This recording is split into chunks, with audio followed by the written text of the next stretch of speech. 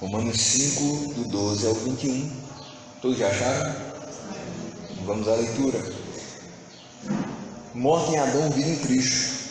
Portanto, da mesma forma como o pecado entrou no mundo por um homem, e pelo pecado a morte, e assim também a morte veio a todos os homens, porque todos pecaram.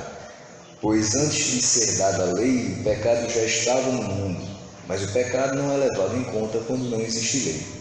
Todavia a morte reinou desde o tempo de Adão até o de Moisés, mesmo sobre aqueles que não cometeram pecado semelhante à transgressão de Adão, o qual era um tipo daquele que haveria de vir. Entretanto, não há comparação entre a dádiva e a transgressão. De fato, muitos morreram por causa da transgressão de um só homem, mas a graça de Deus, isto é, a dádiva pela graça de um só, Jesus Cristo, transbordou ainda para muitos. Não se pode comparar a dádiva de Deus com a consequência do pecado de um só homem. Por um pecado veio o julgamento que trouxe condenação, mas a dádiva decorreu de muitas transgressões e trouxe justificação. Se pela transgressão de um só a morte reinou por meio dele, muitos mais aqueles que recebem de Deus a imensa provisão da graça e a dádiva da justiça reinarão em vida por meio de um único homem, Jesus Cristo. Consequentemente, assim como uma só transgressão resultou na condenação de todos os homens, assim também um só ato de justiça resultou na justificação que traz a vida a todos os homens. Logo, assim como por meio da desobediência de um só homem muitos foram feitos pecadores, assim também por meio da obediência de um único homem muitos serão feitos justos. A lei foi introduzida para que a transgressão fosse ressaltada, mas onde aumentou o pecado, transbordou a graça, a fim de que assim como o pecado reinou na morte, também a graça reine pela justiça, para conceder vida eterna mediante Jesus Cristo, nosso Senhor. Esse é o texto que nós explanaremos hoje pela manhã. Começa mostrando para nós a realidade de todo homem.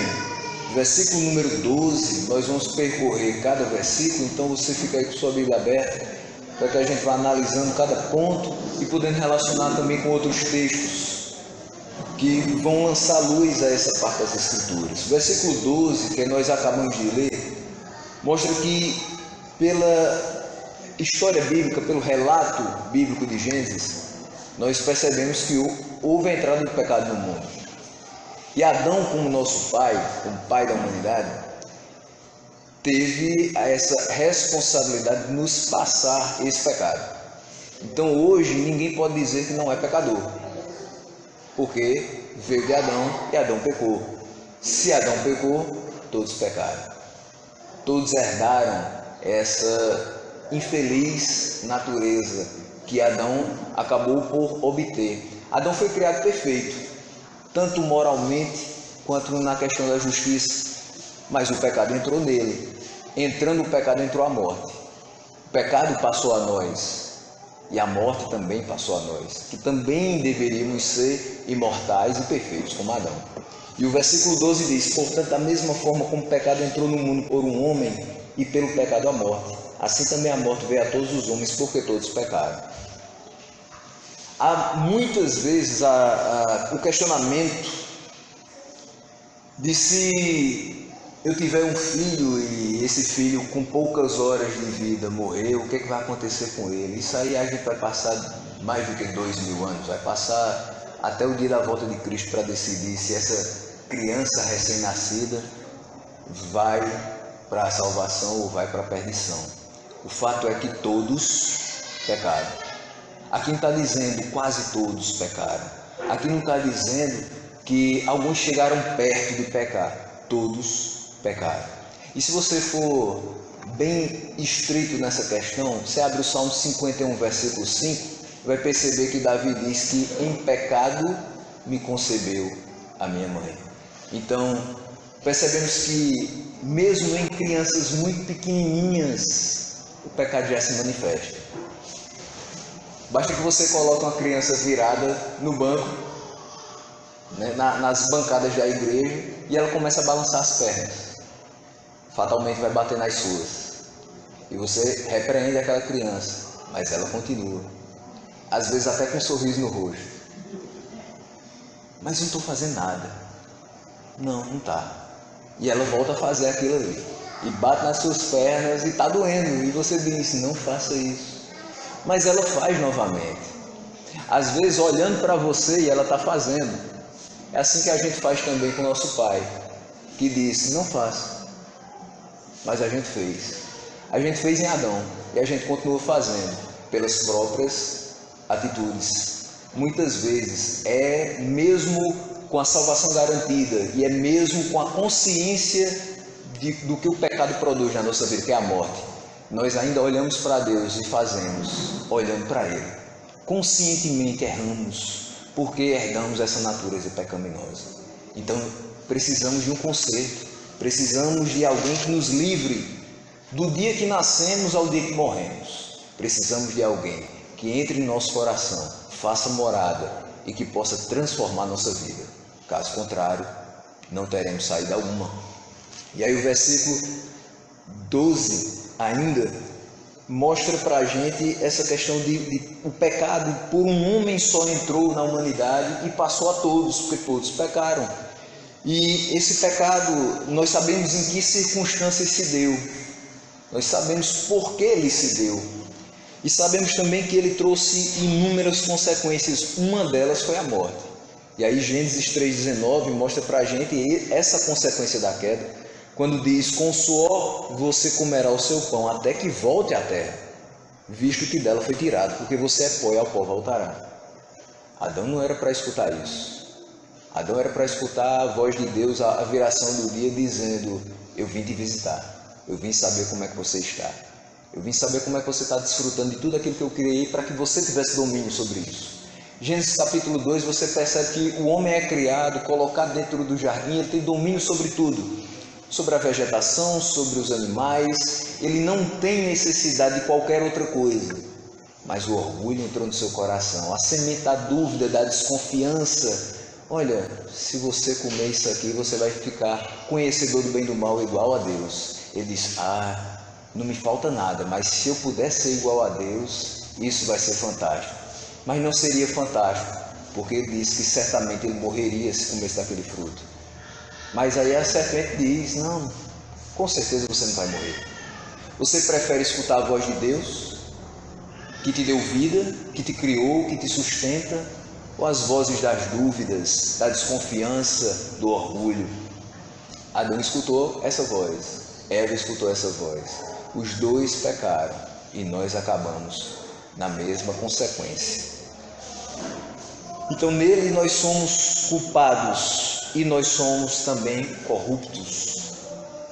Imagine só que se isso fosse possível, você não tivesse cometido pecado nenhum até o dia que você chegasse aqui agora. Mesmo assim você já é culpado de alguma coisa. Mesmo assim você já é culpado. Culpado por conta de Adão. Mas rapaz, eu não fiz nada. Não, você não fez, mas ele fez. Ele representa a humanidade, então nós fizemos. Não tem aquela coisa de dizer, eu vou responder individualmente porque eu não faço parte desse time. Não, você faz parte. O time perdeu, você perdeu junto. Se ele pecou, você pecou junto, sim. E como ele transmite essa natureza pecaminosa, infelizmente, nós também somos corruptos nele. Comentávamos ali anteriormente ao culto sobre a situação brasileira. A nossa corrupção chegou tão fundo que hoje parece que nós apenas estamos limpando o mato do terreno. Porque quando a gente encontrar as raízes, a coisa vai ser bem mais profunda do que a gente imagina. Isso não é nada mais, nada menos do que manifestação do pecado humano. Não é simplesmente ganância. A gente pode dar um bocado de nome para isso. É ganância, é fome pelo poder, é fome pela riqueza. Tem um nome só. Na palavra de Deus esse nome é pecado. E isso não tem outra saída para o ser humano a não ser Jesus Cristo transformando o seu coração. O coração do homem naturalmente é inclinado a isso. É naturalmente inclinado a isso. Nós, infelizmente, temos essa natureza que nos incita a pecar. Então, desde que Eva pecou e Adão pecou, nós temos essas mesmas limitações e dificuldades. Imagine só que hoje a gente precisa trabalhar 2, 3 vezes em 2, 3 locais diferentes para conseguir um pouco de sustento. Não é para ter folga, luxo, não é para ter um pouco de sustento. Isso é reflexo também daquele pecado. Hoje, muitas e muitas vezes, mulheres passam por inúmeras dores, as dores mais atrozes para terem seus filhos. Isso é consequência do pecado. Está lá, Gênesis 3 está dizendo, olha, você vai ter multiplicadas as dores da sua concepção. Mas tem uma coisa, isso é o normal. Deus te dá condições de que assim aconteça. Não há nada de anormal. Deus não é injusto porque multiplicou suas dores. Deus é justo. Deus não é injusto porque me fez suar debaixo do sol para conseguir o meu pão. Deus é justo. Ele ainda me dá condições de fazer isso. Injustiça seria se Ele me desse todas as coisas que eu desejo e que eu sei que são pecaminosas. E Ele ainda assim se colocasse como santo. Deus é santo e é justo. E todas as coisas que Ele faz são para que seja preservada a sua santidade e a sua justiça. Então, em nada do que Deus faz, a possibilidade de nós colocarmos Deus está sendo injusto por conta disso, de forma alguma. No versículo 13 e versículo 14, nós percebemos a realidade desse pecado e a necessidade de que houvesse lei. Hoje muitas pessoas colocam assim, irmãos, nós não precisamos mais nos dobrar à lei, porque nós estamos no tempo da graça. É tão fácil falar da graça e desprezar essa lei. Eu queria saber se você hoje sair daqui, isso não vai acontecer, é nossa oração que isso não aconteça. Mas imagine que eu saia daqui e eu bata meu carro em outro, e o condutor do outro carro chega a falecer. Foi um acidente, mas quem provocou? Fui eu. Eu sou responsável por aquela vida.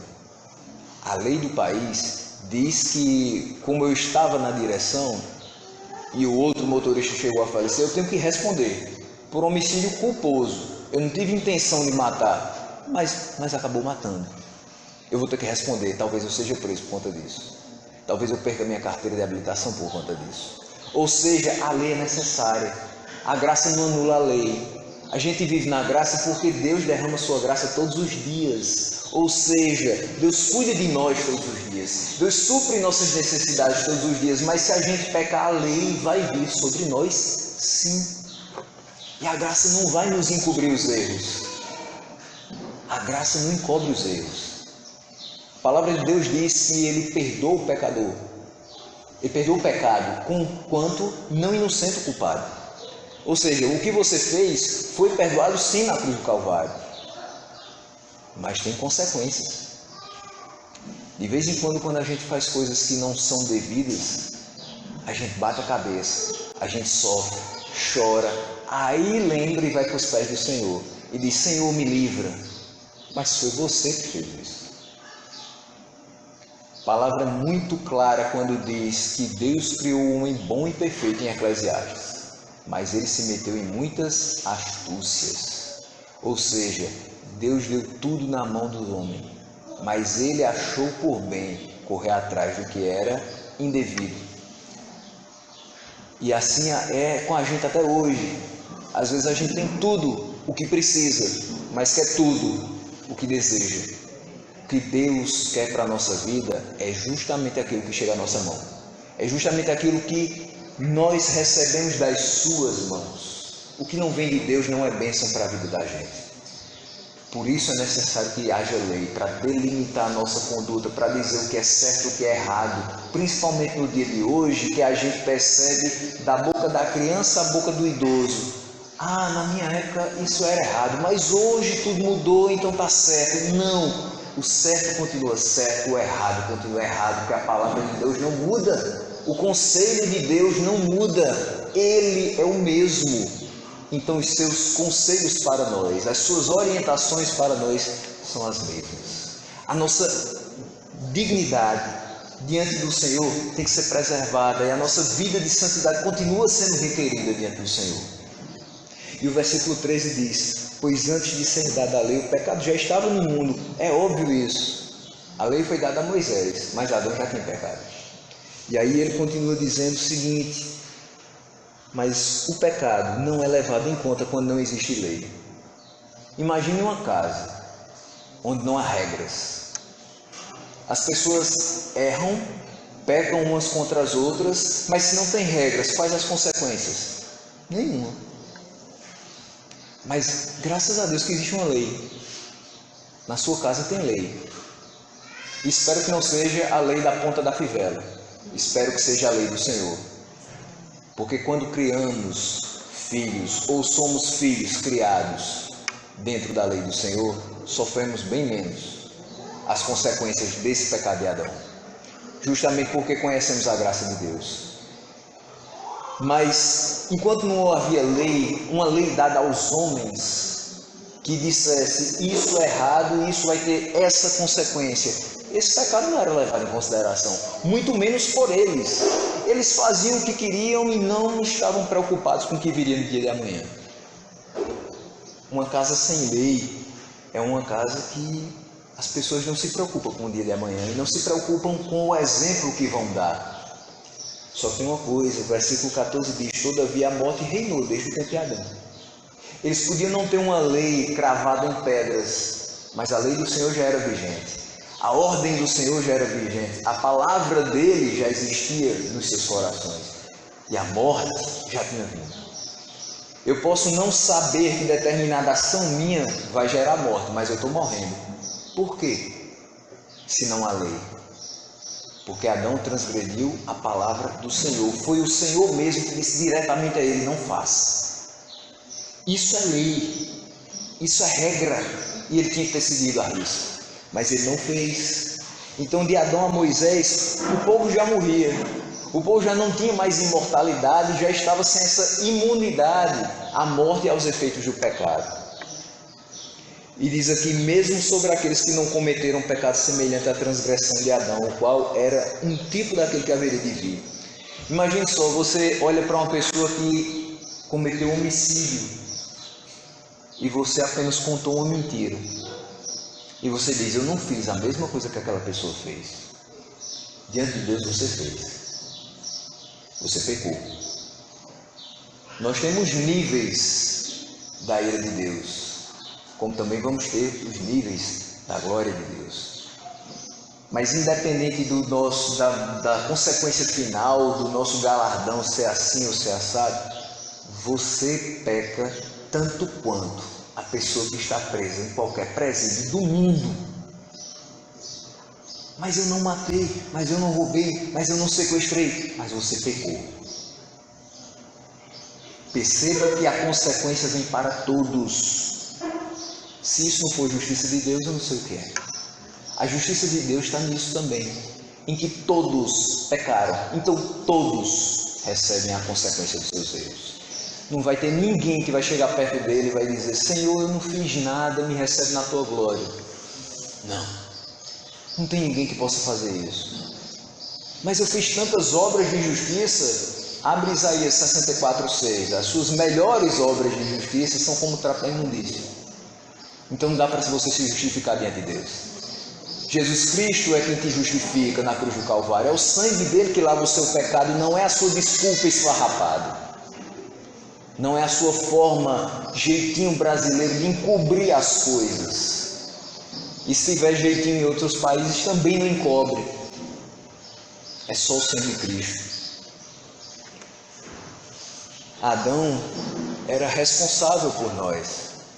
Ele não cumpriu aquilo que deveria fazer. Por isso que o texto diz que ele era um tipo do que haveria de vir. Obviamente, no seu plano eterno, Deus já sabia que Adão não seria capaz de cumprir tudo aquilo que a sua lei estabeleceria. Jesus Cristo é aquele que vem, cumpre a lei e ainda derrama de sua graça.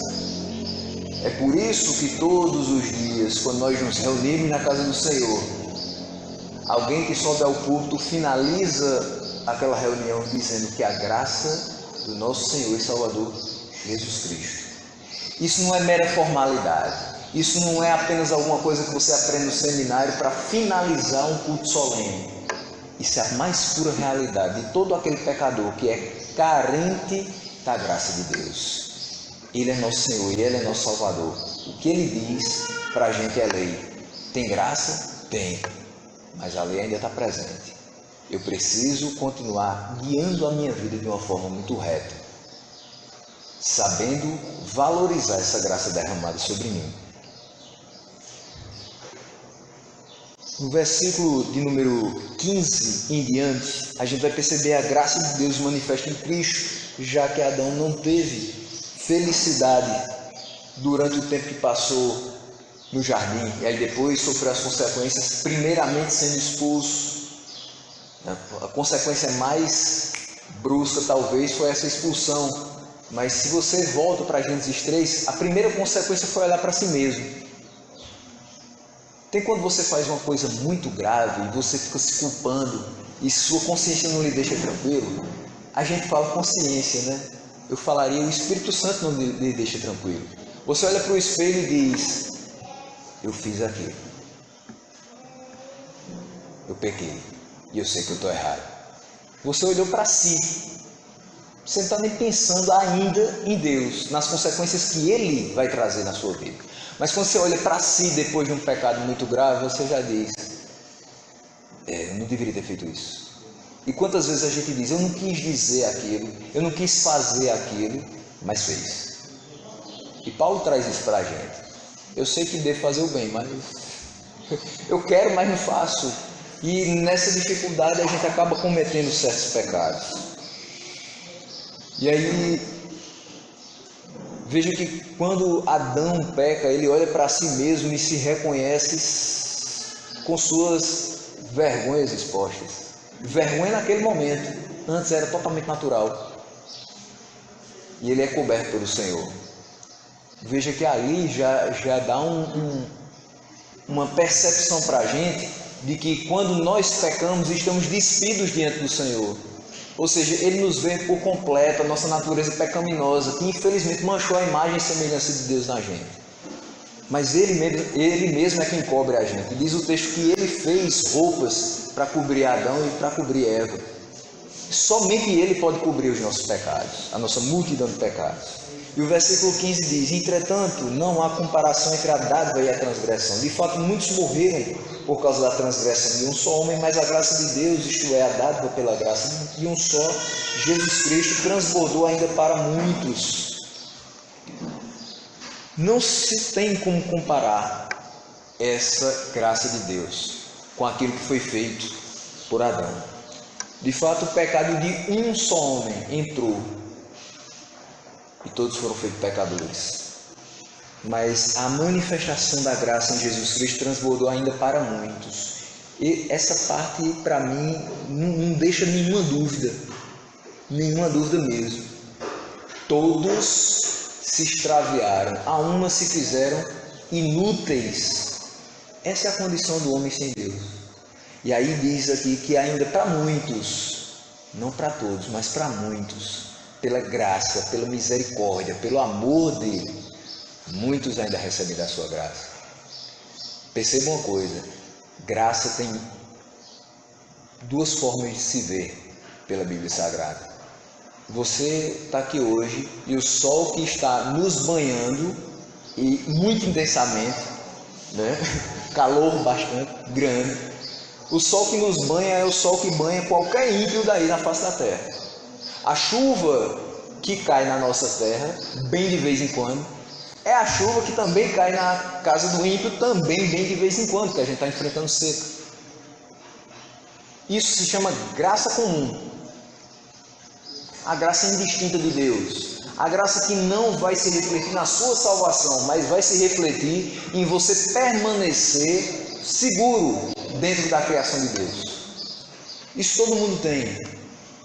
Se não fosse essa graça comum de Deus, todos já estariam do inferno para baixo. Todos. Só que tem uma coisa: todos os dias, muitas e muitas pessoas se perdem. A alegria do coração da gente é quando encontra alguém que morre em Cristo. Essa expressão para mim é ótima, porque você diz assim, alguém morreu em Cristo, ou seja, morreu com a certeza de que Cristo era seu Senhor e Salvador, morreu com a certeza de para onde vai, de onde veio, e tudo o que aconteceu em sua vida foi a mão de Deus. Essa certeza só tem quem recebe a graça especial, ou chamada de graça salvífica. Essa graça não é todo mundo que recebe. A gente às vezes até aperta o coração porque vê pessoas que a gente ama se perdendo. Mas a gente tem que dar graças a Deus porque muitos ainda não se perdem. A gente tem que dar graças a Deus porque a gente não se perdeu e a gente está aqui hoje. A gente tem que dar graças a Deus porque ainda havia graça no plano divino. E aqui nós vemos que todos já estavam condenados a partir da ruptura sofrida pela transgressão de Adão. O que você tem que ter em mente não é o seguinte, mas por que Deus deixa que pessoas possam ir para o inferno? Você tem que ter na sua mente o seguinte, por que Deus, sendo tão santo e tão justo, e seus olhos não podendo contemplar o mal, ainda aceita pecadores indignos na sua glória? É isso que você tem que ter em mente. Por que Deus, sendo tão santo, ainda olha para mim e diz assim, você é meu filho amado, eu tenho prazer em você, eu escolhi você para fazer parte da minha família, eu mandei Jesus Cristo morrer na cruz do Calvário para que você fosse adotado na minha família, eu botei ele lá na cruz, me agradou moê-lo para que você tivesse vida, para que você pudesse desfrutar de tudo aquilo que eu criei, sem maldade no coração, sem maldade nos seus olhos, mas para que você olhasse para tudo como eu olho, para que eu transformasse a sua vida. Essa é a pergunta que a gente tem que se fazer. E é aí que vem a dimensão da graça. É como um Deus santo e justo nos aceita ainda pecadores. E ainda pecadores, olha com olhos de amor, de graça e de misericórdia, e transforma-nos em servos bons e fiéis, que precisam estar todos os dias se policiando para não jogar fora essa grande dádiva dada por Ele. Quando eu digo não jogar fora, eu não quero dizer que você vai perder sua salvação. Eu estou querendo dizer que você deve valorizar a cada dia essa salvação. Levanta da tua cadeira e diz ao Senhor, muito obrigado, porque o Senhor me salvou. Muito obrigado, porque o Senhor me deu essa chance de lhe adorar, me deu esse privilégio de subir à tua casa, de ser alguém diferente daqueles que estão se perdendo.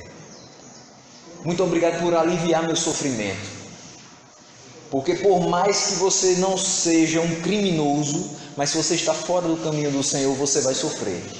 Por mais que você não esteja preso, mas se você está fora dos caminhos do Senhor, você está preso no pecado.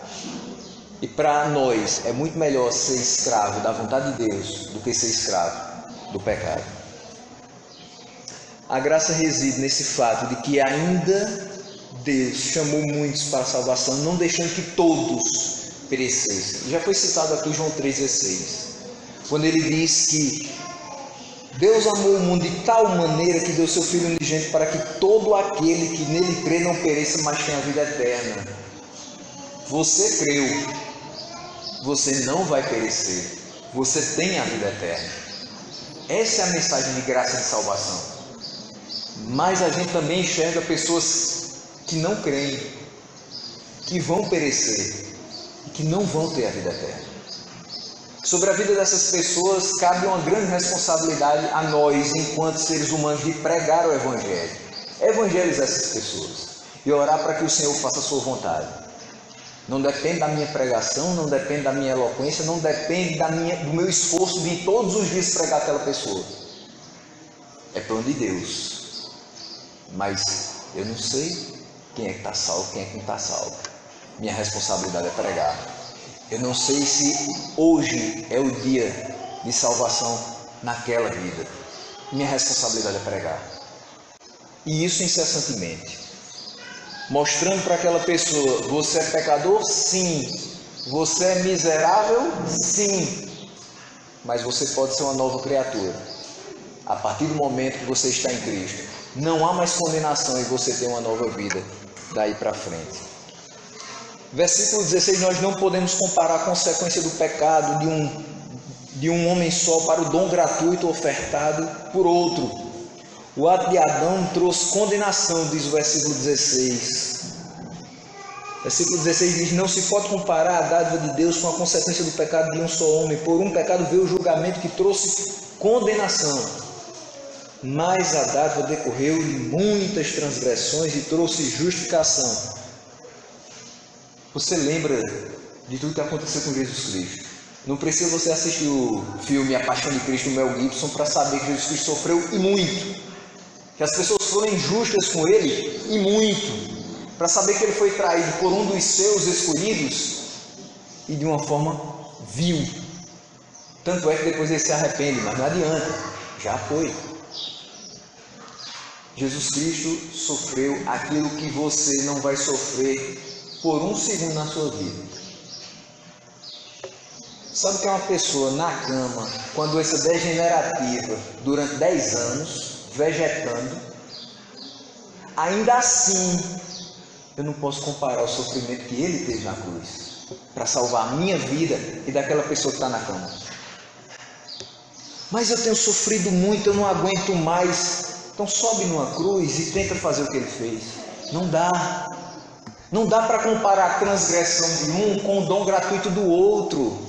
Não dá para comparar o que a gente tem de consequências pelos erros com aquilo que ele ofertou para nós e gratuitamente. Você não pagou um centavo, seja monetário ou seja com sua vida, para estar aqui hoje. Ele pagou por você, preço de sangue. Isso daí não tem o que se questionar. Não dá para comparar as consequências. Você não daria seu único filho nunca. E seu único filho nunca subiria sem olhar para trás e sem reclamar. E nunca diria: papai, seja feita a tua vontade. Ele diria: papai, me tira daqui, porque essas pessoas não merecem. Mas ele não fez isso. Ele disse: eu vou me sacrificar por esses escolhidos do meu pai, entregues a mim antes da fundação do mundo. Nós sabemos, meus irmãos, que Deus age em todas as coisas para o bem daqueles que o amam, dos que foram chamados segundo o seu propósito.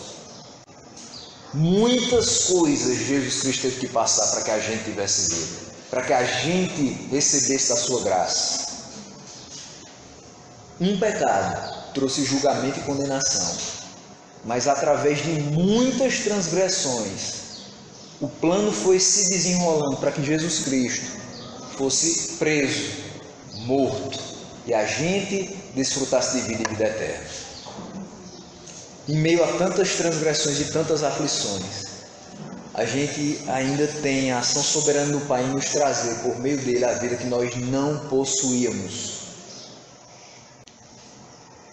E aqui, numa explicação quase que aritmética, eu acho bem interessante que um fator humano, o pecado, gerou X consequências. Você percebe, só o texto de Gênesis já traz várias consequências, mas todos os dias a gente percebe coisas acontecendo.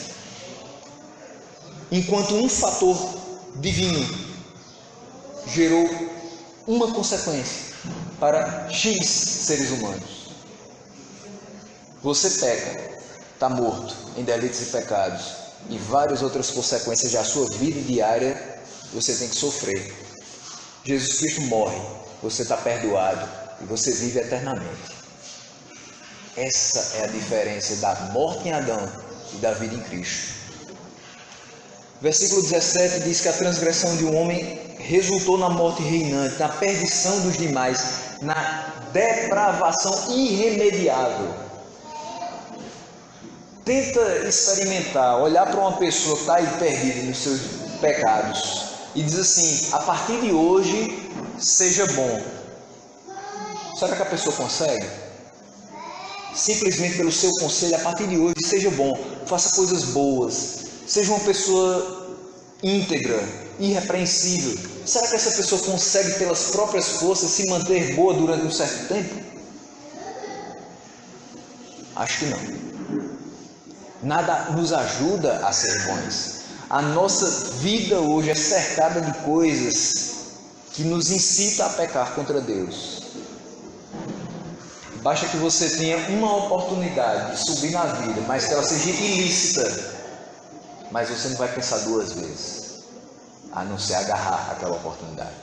E é por isso que hoje, infelizmente, muitos ditos evangélicos têm sido corrompidos por facilidades que não deveriam. E a gente se entristece muito quando diz, mas foi o irmão fulano, mas foi o pastor fulano. Títulos não revelam o que você é diante de Deus. Você é homem, é pó. Nós podemos errar e vamos errar. O que nós não devemos é continuar na prática do pecado. O homem, infelizmente, olha para o hoje e o agora, quando deveria estar com os olhos nos céus. Afinal de contas, ele não é cidadão da terra. Se ele foi escolhido por Deus, se ele foi remido realmente pelo sangue de Cristo na cruz do Calvário. Mas aí, a graça de Cristo remedia essa depravação total do homem. Faz com que ele não seja mais entregue à prática do pecado e sinta prazer nesse pecado. E faça cada dia mais até o momento de ter sua mente cauterizada e não entender mais nada a respeito de qualquer coisa que venha de Cristo. É a entrada dele na vida da pessoa que faz com que ela entenda quem ela realmente é e o que ela realmente tem que fazer. Você é salvo, você bate no peito e diz, eu fui salvo pela graça, eu fui salvo por Cristo. Viva como um salvo pela graça, viva por Cristo, viva para a glória de Cristo. Essa é a responsabilidade. Foi de graça, você recebeu, mas tem que ter compromisso, tem que ter responsabilidade, tem que viver de acordo com o chamado que você recebeu. Versículo 18 reforça ainda mais. Consequentemente, assim como uma só transgressão resultou na condenação de todos os homens, assim também um só ato de justiça resultou na justificação que traz a vida a todos os homens. Perceba que ele está falando justificação a todos os homens indistintamente. Está dizendo que Jesus Cristo sobe a cruz do Calvário e justifica a todos aqueles que o Pai o deu. Ele traz justificação a todos, mas nem todos são justificados. Como é que eu vou entender esse tipo de coisa? Como é que eu vou entender essa realidade? Como eu acabei de dizer, muitas pessoas, infelizmente, perecem todos os dias, sem conhecer a Cristo, sem valorizar a sua palavra, sem observar a conduta que devem ter por serem suas filhas. Nisso daí se revela que Jesus Cristo se sacrificou com poder para salvar todos de uma vez só, mas cumprindo a ordem do Pai de salvar apenas aqueles que foram entregues antes da fundação do mundo. Para maiores dúvidas, João 6. João 6 é bem categórico nisso. Ninguém vem a mim se o Pai que me enviou não o trouxer. E todos aqueles que o Pai me deu, de modo algum, eu vou lançar fora. Não vou deixar que ninguém arrebate da minha mão, mas só os que o Pai me deu. A esses eu me sacrifiquei, a esses eu dei o meu sangue, a esses eu dei a minha vida, e a mim eles devem a sua vida. Veja que ele morreu para que você tivesse vida. Hoje você, se necessário, tem que morrer para que ele se alegre com a sua vida que ele deu. Se ele deu, ele pode tomar a qualquer momento. E é bom a gente começar a se acostumar com essa realidade. Porque se você tem muito apego à sua vida, talvez você não tenha apego à vida de Cristo. Talvez você tenha muito apego às coisas que lhe cercam, você não tenha apego às coisas que cercam a palavra de Deus, que são nossa responsabilidade, são aquilo que devem nortear a nossa vida. Versículo 19 mostra que assim como por meio da desobediência de um só homem muitos foram feitos pecadores, assim também por meio da obediência de um único muitos serão feitos justos. A nossa vida é garantida pela obediência de um homem apenas, Jesus Cristo. Se nós somos salvos pela graça de Deus e essa graça também se reflete na obediência do Filho ao Pai, o que Ele requer de nós? Se nós não tivemos que pagar preço algum para estar aqui, o que Ele pede de nós? Obediência. A graça de Deus também é derramada na nossa vida para que a gente obedeça às suas ordenanças. Talvez você olhe para o seu pai, para a sua mãe hoje e diga: é muito chato ter que obedecer às regras que eles impõem. É muito chato ouvir sermão do meu pai e da minha mãe. Eu não aguento mais de tanta regra e de tanta coisa e eu vou fazer minha própria vida. Vai lá. Só tem uma coisa: acima dos seus pais terrenos existe o Pai Celestial. E foi o Pai Celestial que te deu os pais terrenos, que fazem tudo segundo aquilo que aprenderam do Pai, para que você tenha uma vida boa. Você pode não ouvir o sermão do seu pai e da sua mãe, mas o de Deus você vai ouvir. Não tem quem escape da sua mão. Não tem quem faça floreios ou arranje atalhos para as suas ordens. Ou cumpre ou sofre as consequências. Adão não cumpriu, não obedeceu. O que aconteceu com a gente? Está aí. Mas Jesus Cristo obedeceu. Ele precisava obedecer? Muita gente diz: não, Jesus Cristo não precisava obedecer nada, Ele era Deus. Podia passar por tudo aquilo dali tranquilamente. Não. Jesus Cristo ali também é homem e precisava que Ele fosse homem para se sacrificar na cruz por homens que estavam perdidos. Como filho de José, como filho de Maria, Ele foi obediente. Como jovem, Ele também foi obediente. E como adulto, foi obediente ao Pai. Foi obediente até a morte e morte de cruz. Então Ele requer de nós, sim, obediência. Recebemos graça, inclusive e principalmente para obedecer a sua voz. Versículo 20, nós percebemos o seguinte: a lei foi introduzida para que a transgressão fosse ressaltada. Olha o que acontece. Talvez você já tenha escutado esse versículo: onde abundou o pecado, superabundou a graça, algumas vezes. E aí a primeira impressão que talvez você tenha tido, e talvez eu tenha tido também, é assim: então vamos pecar, porque a graça vai aumentar. Se a gente for nesse caminho, obviamente, não vai estar seguindo aquilo que Cristo quis expressar em sua palavra. O que a gente está percebendo aqui é o seguinte: no versículo 13, a gente leu: antes de ser dada a lei, as pessoas já morriam por conta da transgressão de Adão. Mas depois da lei dada a Moisés, as pessoas sabiam que iam ser punidas pelas suas transgressões atuais.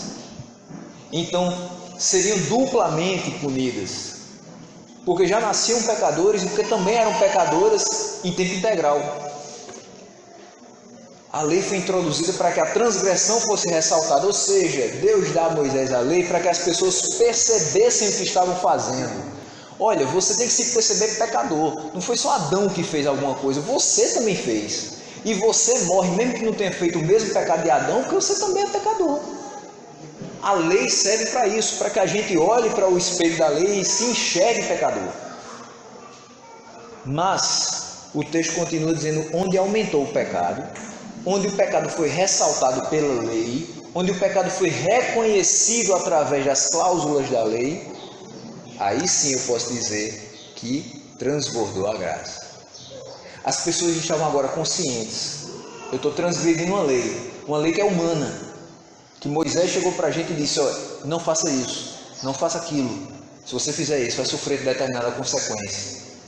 E obviamente, quando a gente faz alguma coisa de caso pensado, conscientemente, a gente também já vai esperar as consequências daquilo. Nesse caso, sabendo que pecou, sabendo em que pecou, a graça foi mais abundante.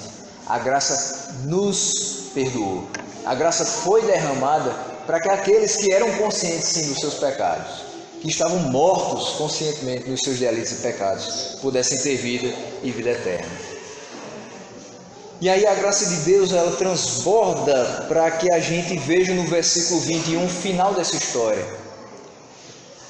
A gente já viu a questão de salvação, fomos salvos pela graça de Deus. Sabemos que Jesus Cristo sobe à cruz para nos justificar. Mas tem a questão do nosso dia a dia, a nossa santificação. E aí o versículo 21 diz que transbordou a graça a fim de que, assim como o pecado reinou na morte, também a graça reine pela justiça, para conceder vida eterna mediante Jesus Cristo nosso Senhor. Você tem a vida eterna. Você vive de acordo com essa vida eterna? Como um espectador dessa vida eterna? Essa é a questão. A graça veio para a sua vida não para que você agora limpasse sua camisa ou sacudisse ela no peito. Não veio para que você sentasse em berço esplêndido esperando ao som do mar e à luz do céu profundo. Veio para que você vivesse como uma forma de gratidão e adoração a esse Deus que fez tudo isso por você. Não é nada sacrificial viver para a glória de Deus. Sacrificial foi o que Ele fez por nós. Não é penoso ser servo do Senhor. Penoso é ser servo do inferno e do pecado. Ser servo do Senhor é privilégio, é honra. Não deve ser difícil meditar na lei do Senhor de dia e de noite. Deve ser difícil estudar as cláusulas da lei dos homens, tentando se ver livre dos pecados que você comete. A graça foi derramada e transbordou a fim de que hoje ela reine pela justiça e nós tenhamos vida eterna. É para isso que a graça veio. Então que a gente viva como quem está esperando a vida eterna. Que a gente viva o hoje pensando no amanhã, não na conta de amanhã, não nos problemas do amanhã, mas na salvação que já está garantida, mas vai ser entregue amanhã. Amanhã, quando Cristo voltar. Ele já veio e já se sacrificou. E Ele vai vir para nos buscar. Que estejamos preparados. Que estejamos firmes nessa palavra. Que estejamos firmes na graça, mas também procurando ser fiéis à lei do Senhor. Bendito aquele que medita nessa palavra de dia e de noite. Ele vai saber agradar o Senhor. Ele vai saber colocar as palavras certas, nas horas certas, sem ferir a santidade do Senhor. Ele vai saber se relacionar com os seus irmãos, sem também ferir a unidade do corpo de Cristo. A graça foi nos dada para que a gente fosse salvo, justificado e tivesse condições de se santificar todos os dias. Mas ela envolve todos os aspectos da nossa vida. A igreja está de pé por graça. A igreja se mantém viva por graça. Nós estamos vivos também por graça. Que agradeçamos essa graça do Senhor todos os dias. Tenhamos a real noção dessa responsabilidade colocada nas nossas mãos. E sermos também transmissores dessa graça de Deus a outros. Que possam conhecer o Senhor através da nossa vida, do nosso testemunho, da nossa pregação.